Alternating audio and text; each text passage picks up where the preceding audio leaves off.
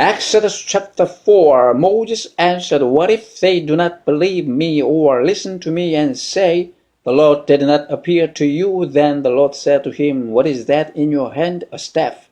He replied, "The Lord said, 'Throw it on the ground.' Moses threw it on the ground, and it became a snake, and he ran from it. Then the Lord said to him, "Reach out your hand and take it by the tail." So Moses reached out and took hold of the snake, and it turned back into a staff in his hand.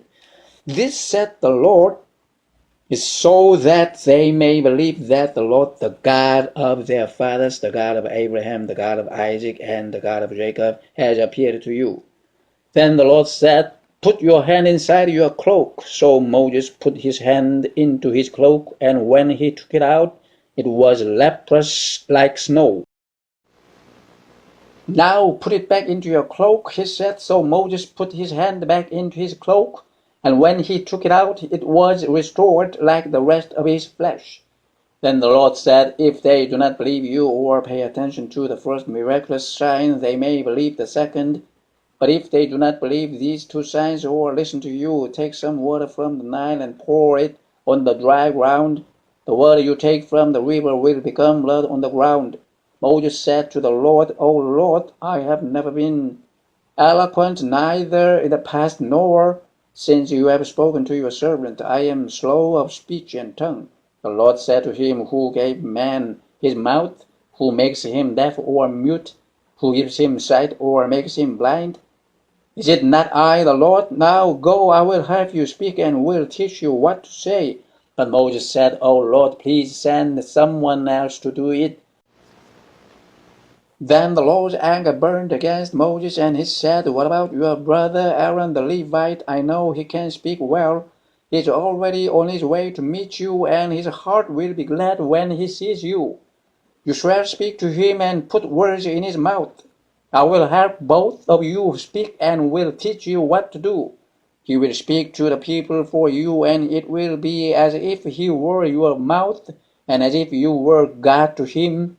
But take this staff in your hand so you can perform miraculous signs with it." Then Moses went back to Jethro, his father-in-law, and said to him, "Let me go back to my own people in Egypt to see if any of them are still alive."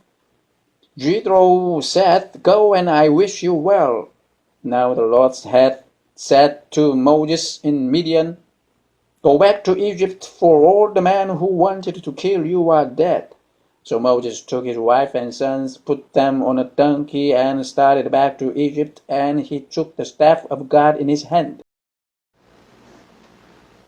The Lord said to Moses, "When you return to Egypt, see that you perform before Pharaoh all the wonders I have given you the power to do, but I will harden his heart so that he will not let the people go.